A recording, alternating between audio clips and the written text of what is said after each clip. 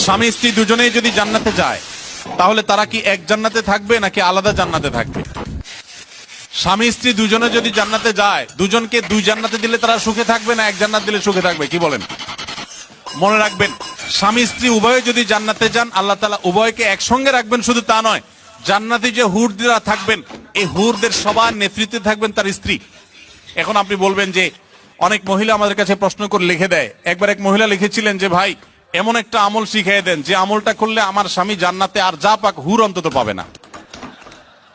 তো আমি উত্তরে বলেছি, দেখুন বোন, দুনিয়াতে যেরকম সতীনের প্রতি একটা দুঃখ, কষ্ট, জেদ, ক্ষোভ এটা থাকে, পৃথিবীর সব মেয়েদেরই থাকে। আল্লাহ এভাবে সৃষ্টি করেছেন, কেউ আসলে শেয়ার করতে চায় না, স্বাভাবিক।